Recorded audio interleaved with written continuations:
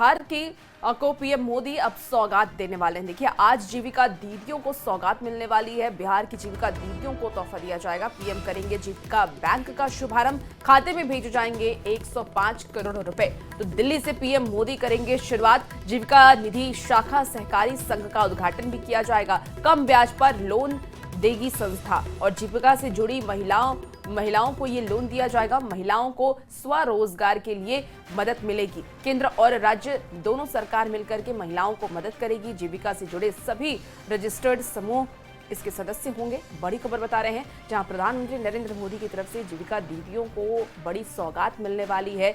जीविका दीदियों के लिए प्रधानमंत्री नरेंद्र मोदी हो या फिर सीएम नीतीश कुमार हो, हर कोई सोच रहा है आज जीविका दीदियों को सौगात दी जाएगी। बिहार की जीविका दीदियों को ये तोहफा मिलने वाला है। पीएम जीविका बैंक का शुभारंभ करने वाले हैं और खाते में भेजेंगे 105 करोड़ रुपए। तो दिल्ली से पीएम मोदी इसकी शुरुआत करेंगे। जीविका निधि शाखा सहकारी संघ का उद्घाटन भी किया जाएगा। इसका उद्देश्य यह है कि कम ब्याज पर लोन ये संस्था देगी महिलाओं को, क्योंकि महिलाएं जो आत्मनिर्भर बनना चाहती हैं, सशक्त बनना चाहती हैं, उनको आगे बढ़ाने के लिए ये संस्था उन्हें लोन देगी। जीविका से जुड़ी महिलाएं इससे लोन ले सकेंगी और महिलाओं को स्वरोजगार में काफी ज्यादा मदद मिलेगी। केंद्र और राज्य दोनों सरकार से ये मदद मिलेगी।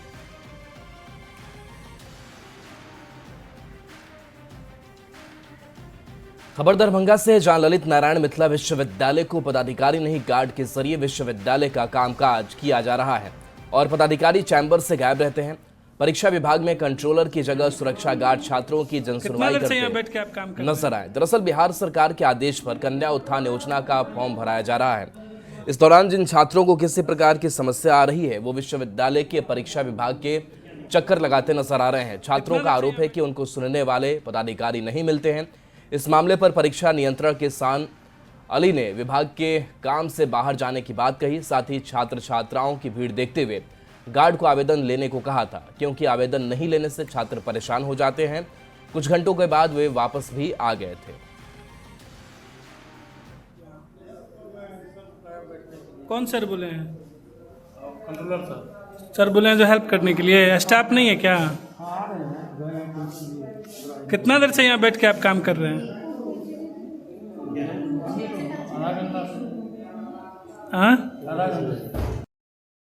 खबर धनबाद से है, जहां पाथरडीह थाना क्षेत्र के शंकर उर्फ जादू महतो की मौत बोकारो के बीजीएच में इलाज के दौरान हो गई। जादू महतो ने 28 अगस्त को पेट्रोल डालकर खुद को आग लगा ली थी। आरोप यह है कि बीसीसीएल के पथरडीह कोल वॉशरी द्वारा 13 साल पहले रैयत का जमीन एग्रीमेंट किया गया था, लेकिन आज तक जमीन के बदले कोई लाभ नहीं मिला है, जिससे परेशान होकर के शख्स ने खुद को आग लगा लिया और इलाज के दौरान उसकी मौत हो गई। मौत से पहले बयान भी दिया गया था। दरअसल बताया यह गया है कि वॉशरी मोनेट एचआर और बीसीसीएल पीओ और मजदूर यूनियन नेता को इसके लिए उन्होंने जिम्मेदार ठहराया है। तो देखिए, इलाज के दौरान जादू महतो की मौत हो गई है और बोकारो के बीजीएच में ये मौत हुई है। धनबाद से ये बड़ी खबर, जहां 28 अगस्त को उन्होंने आग लगाई थी।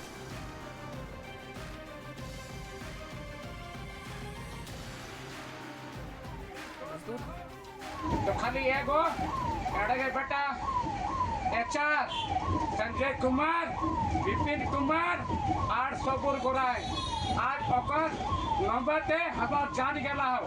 हमार जमीन 17-18 आज कब्जा कोई रखो ना हो और कहते हैं ना जान दे लोड लियो, सबके नौकरी दिया लियो और हमरा हटा लो। लेकिन एक बात याद रखबे, संजय कुमार एक और आधार कार्ड कहाँ के लगे, इतना कभी याद रखबे तुम्हारी बात। झारखंड में नक्सलवाद और उग्रवाद को खत्म करने को लेकर सरकार लगातार कोशिश कर रही है और उग्रवादी और नक्सलियों को सरेंडर करने के लिए प्रोत्साहित कर रही है। लातेहार में भी 9 उग्रवादियों ने आज सरेंडर किया है। अब झारखंड में नक्सलवाद को लेकर सरकार और पुलिस की क्या नीति है, इस रिपोर्ट में देखिए। झारखंड में खत्म होगा उग्रवाद, उग्रवादियों पर कसी जा रही नकेल, नई दिशा का दिख रहा है असर। झारखंड में नक्सलवाद और उग्रवाद पर राज्य और केंद्र सरकार लगातार नकेल कस रही है। सरकार लगातार उग्रवादियों को सरेंडर करने के लिए प्रोत्साहित कर रही है। झारखंड पुलिस भी लगातार सतत प्रयास कर रही है। और नई दिशा का नाम से प्रोग्राम चला रही है। लातेहार में इसी के अंतर्गत 9 उग्रवादियों ने सरेंडर भी किया। जेजेएमपी के जो 9 उग्रवादी आपके सामने दिखे जैसे आज जो आत्मसमर्पण किए हैं, उनका भी मैं खूब स्वागत करता हूं।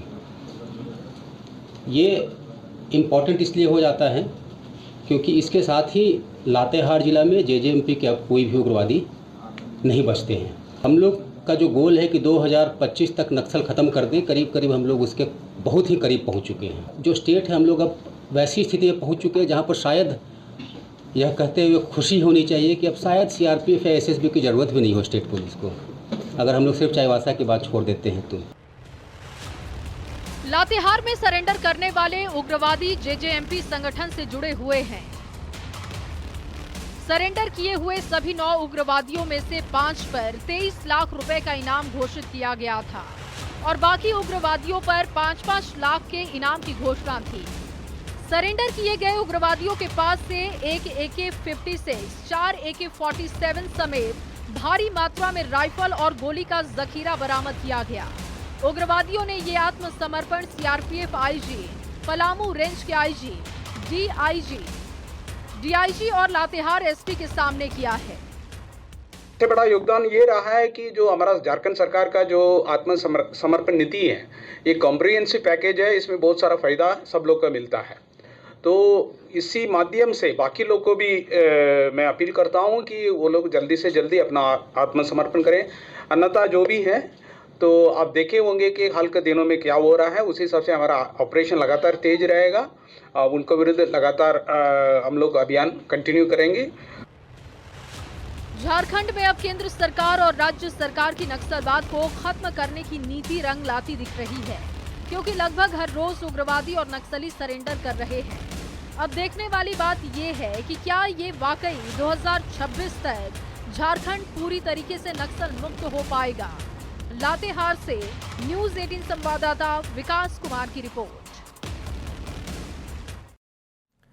झारखंड में नई शराब नीति लागू हो गई है, जिसके बाद भारत में बनने वाली विदेशी शराब की कीमतों में इजाफा होगा और शराब 100 से 250 रुपए तक महंगी हो जाएगी। लेकिन अब इस शराब नीति पर सियासत भी देखिए जमकर हो रही है। क्या है नई शराब नीति, देखिए इस रिपोर्ट के जरिए।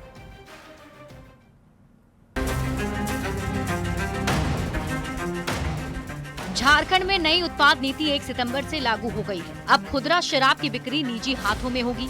लॉटरी से चयनित 126 दुकानदारों को विभाग ने लाइसेंस दे दिया है।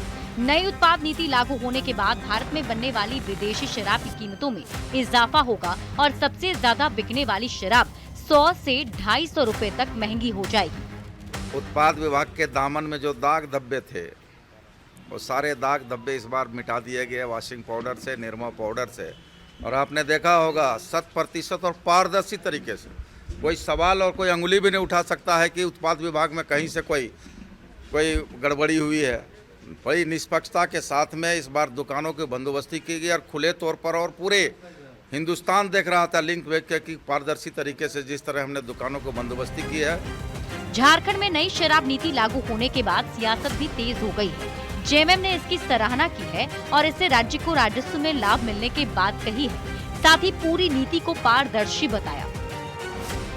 शराब नीति नई बनी है, एक कारगर शराब नीति बनी है। इस नीति से झारखंड सरकार को बेहतर राजस्व की प्राप्ति होगी और बेहतर तरीके से शराब दुकान खोले जाएंगे। झारखंड बीजेपी ने नई शराब नीति पर कई सवाल उठाए। उन्होंने नीति में हर ओर घोटाला होने और दुकानों के आवंटन को लेकर भी कई सवाल खड़े किए हैं। शराब नीति पर इतने बार अपना स्टैंड बदला है कि शायद सरकार को भी नहीं पता कि आज कौन सी नीति लागू है। और मुझे लगता है दिल्ली से तुगलकाबाद से दिल्ली वाली कहानी कई बार दोहराई जा चुकी है। अब देखने वाली बात यह है कि वाकई नई शराब नीति से सरकारी राजस्व को कुछ लाभ होगा या ये नीति भ्रष्टाचार की भेंट चढ़ जाएगी। रांची से न्यूज़ 18 संवाददाता निरंजन की रिपोर्ट। बिहार में बढ़ते अपराध की एक बड़ी वजह जमीन विवाद है। बिहार सरकार लैंड सर्वे के माध्यम से अब इस विवाद को रोकने के लिए पहल कर रही है। कटिहार में जमीन विवाद को लेकर क्राइम ग्राफ में तेजी आने के बाद अब लोग लैंड सर्वे को एक बेहतर कदम मान रहे हैं। सरकारी अधिकारी भी भूमि सर्वे अभियान के बाद बिहार में जमीन विवाद के मामला कम होने की उम्मीद जता रहे हैं। कटिहार में लैंड सर्वे को लेकर ग्राउंड लेवल पर हो रहे काम पर अंचल अधिकारी और स्थानीय लोगों से बातचीत की न्यूज 18 संवाददाता सुब्रत गुहा ने। बढ़ते अपराध को लेकर जमीनी विवाद एक बड़ा मुद्दा है और अब सरकार इस पर अंकुश लगाने के लिए लैंड सर्वे का काम करवा रहे हैं। और ये कटिहार की एक तस्वीर आपको दिखा रहे हैं जहां लोग बड़ी संख्या में यहाँ हाजिर है और लैंड सर्वे का काम ग्राउंड लेवल पर चल रहा है। दरअसल ये काम 16 अगस्त से 20 सितंबर तक होना है और जो पंचायत भवन है, डेहरिया पंचायत, वहाँ यह कार्य चल रहा है। तमाम जो अधिकारी है वो मौजूद है। जरा बात कर लेते हैं क्या सिस्टम है और कैसे ये पूरा सिस्टम काम कर रहा है। अंचल अधिकारी हमारे साथ है। सर, कैसे काम हो रहा है, क्या सिस्टम? यहाँ पर मेनली हम लोग जमाबंदी वितरण करवा रहे हैं। जमाबंदी वितरण हो रहा है डोर टू डोर जाकर, और जैसे कि जो भी जमाबंदी हम लोग प्रिंट कराकर उनके घर पर जाकर वितरण करा रहे हैं। और उस जमाबंदी में उन लोगों को जब जमाबंदी मिल जाता है तो उसके बाद जो भी अशुद्धियाँ रहती है परिमार्जन के थ्रू हम लोग एक ऑपरेटर बैठे हुए हैं। उस ऑपरेटर के थ्रू हम लोग ऑन द शिविर का डेट है, शिविर के डेट ही हम लोग ऑनलाइन के थ्रू हम लोग उनका आवेदन को लॉगिन करवा लेते हैं। यहाँ आए तो हम लोग देखें कि पंजी टू में हम लोग का नाम सही है या नहीं है, या तो खाता खेसरा या तो रकबा सही है या नहीं है। तो हम लोग चेक किए तो सही है, कोई दिक्कत नहीं। यहाँ आए तो यहाँ बैठे हुए हैं सब लोग, तो यहाँ पे चेक करके दिए, हम लोग अपना चेक किए, सही है। और जब मिला मिल गया, फिर देख के फिर जा रहे हैं हम लोग। क्या लगता है ऐसा शिविर लाभदायक है? जी लाभदायक। इससे जो क्राइम जो हो रहा है बिहार में या किसी भी जगह में जमीन संबंधित, वो उस पर अंकुश लगेगा। ग्राउंड लेवल पे जो जमीनी विवाद से जुड़ा हुआ जो मुद्दा होता है, इस तरह के शिविर से इस पर लाभ मिलने के बाद लोग कह रहे हैं। सुब्रत, न्यूज़ 18 कटिहार। इसी बीच राज्य से बड़ी खबर आ रही है। आज मिलेगी नौकरी वाली सौगात। सीएम हेमंत सोरेन बांटेंगे नियुक्ति पत्र। आपको बता दें कि पीजीटी शिक्षकों को नियुक्ति पत्र दिया जाएगा, सहायक आचार्य को भी नियुक्ति पत्र दिया जाएगा, लैब सहायकों को भी मिलेगा नियुक्ति पत्र। तो प्रोजेक्ट भवन में 12:30 बजे ये कार्यक्रम होना है। ये बड़ी खबर आपको बता रहे हैं। आज नौकरी वाली सौगात झारखंड सरकार की तरफ से दी जानी है, जहां सीएम हेमंत सोरेन नियुक्ति पत्र बांटेंगे। पीजीटी शिक्षकों को नियुक्ति पत्र दिया जाएगा, सहायक आचार्य को नियुक्ति पत्र दिया जाएगा, लैब सहायकों को नियुक्ति पत्र मिलेगा और प्रोजेक्ट भवन में 12:30 पर यह कार्यक्रम आयोजित किया जाना है।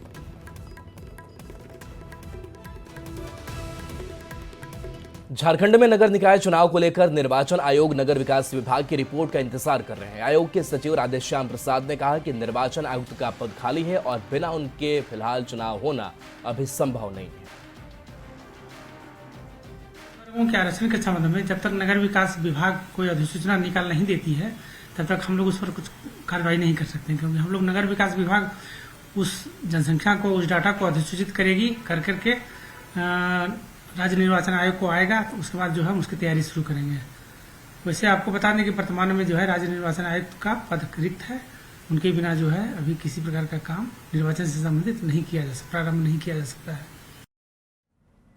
राजगीर में भारतीय पुरुष हॉकी टीम ने एशिया कप में जोरदार प्रदर्शन करते हुए जीत की हैट्रिक पूरी कर ली है। आपको बता दें कि हॉकी एशिया कप में भारत ने कजाकिस्तान को 15-0 से रौंदकर सुपर 4 में अपनी जगह पक्की कर ली है। भारत और कजाकिस्तान के बीच हुए मुकाबले में शुरुआत से ही एक तरफा खेल देखने को मिला। भारतीय खिलाड़ियों ने आक्रामक अंदाज में खेलते हुए लगातार गोल ठोके और कजाकिस्तान की टीम को गोल करने का एक भी मौका नहीं दिया। मैदान पर भारतीय खिलाड़ियों का दबदबा ऐसा था कि कजाकिस्तान की पूरी टीम बैकफुट पर नजर आई और इससे पहले भारत ने अपने पहले 2 मुकाबले में चीन और जापान को भी हरा दिया था।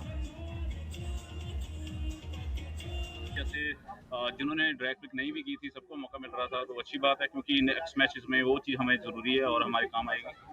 ऐसा हमारी टीम में नहीं होता।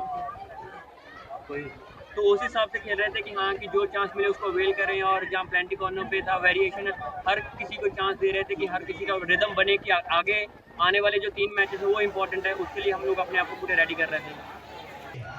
खबर रांची से, जहां 12 अक्टूबर से 25 दिसंबर तक सांसद खेल महोत्सव का आयोजन किया जा रहा है। रक्षा राज्य मंत्री और स्थानीय सांसद संजय सेठ ने जानकारी देते हुए कहा कि युवाओं की फिटनेस और बेहतर स्वास्थ्य को लेकर पीएम मोदी की ओर से देश के हर लोकसभा क्षेत्र में सांसद खेल महोत्सव की परिकल्पना की गई है। इसका रजिस्ट्रेशन 31 अगस्त से 20 सितंबर तक किया जाएगा। इसमें रांची लोकसभा क्षेत्र के रांची, हटिया, खिजरी, कांकेर, सिल्ली और ईशागढ़ में इसका आयोजन होगा। झारखंड ओलंपिक संघ के नेतृत्व में ये कार्यक्रम होगा और जो 21 सितंबर से प्रारंभ होकर 25 दिसंबर हम सबके आदरणीय स्वर्गीय कवि हृदय सम्राट अटल बिहारी वाजपेयी जी का जन्मदिन है। 21 सितंबर से यह प्रारंभ होगा और 12 अक्टूबर को मोराबादी मैदान से लेकर ओटीसी कंपाउंड तक एक बड़ा मैराथन होगा। वो मैराथन सांसद खेल महोत्सव का हिस्सा होगा, लेकिन उसका थीम होगा विकसित भारत। खबर जमशेदपुर से है, जहां के एमजीएम अस्पताल में जाने के दौरान लगातार एम्बुलेंस जाम में फंसी रही, जिसके बाद मामले को गंभीरता से देखते हुए हाईकोर्ट ने जिला प्रशासन को मामले पर कार्रवाई करने का निर्देश दिया। हाईकोर्ट के आदेश के बाद मानगो अंचल और नगर निगम ने अतिक्रमण हटाओ अभियान चलाया और एमजीएम अस्पताल जाने वाले रास्ते में दर्जनों दुकानों को अतिक्रमण मुक्त कराया गया है। इस दौरान दुकानदारों में आक्रोश भी देखा गया और इस दौरान जिला प्रशासन ने बड़ी संख्या में पुलिस बल तैनात किया था। कोई अभी एक दिन भी बोलने नहीं, गाड़ी वहीं से घुमा है, अगर बोलता तो हम लोग खुलता ही नहीं है। अच्छा बिजनेस में हम लोग उतरने वाला नहीं है, कमती क्षति हो जाएंगे। देखिए कोई एक बार भी बोलने नहीं है, अगर एक बार बोल देते तो हम लोग समझ नहीं पेता, गाड़ी वहीं से घुमाता। कितने दिनों से आप दुकान चला रहे थे यहाँ पर? 10 साल चला रहे हैं। तो यहाँ पूरा जो डिमना चौक से हमारा लेके पूरा यहाँ जो रोड है एमजीएम अस्पताल के आगे तक, ये सारा पूरा एरिया जो फिलहाल हमें ये लोग कहीं दूसरे जगह का शिफ्टिंग के लिए जगह दिया जा रहा है कि नहीं? बात हुई है यहाँ पे वेंडिंग जोन बनाने के लिए भी नहीं किया गया, उसके लिए टाटा स्टील की जमीन है ये, तो उनको दिया गया है। नालंदा के राजगीर में नवनिर्मित भूटानी बौद्ध मंदिर का निर्माण पूरा हो गया है। 4 सितंबर को भूटान के प्रधानमंत्री शेरिंग तोब्गे और मुख्यमंत्री नीतीश कुमार इसका उद्घाटन करेंगे। केंद्रीय मंत्री किरेन रिजिजू भी इसमें शामिल होंगे। न्यूज 18 संवाददाता अभिषेक कुमार की इस रिपोर्ट को देखिए।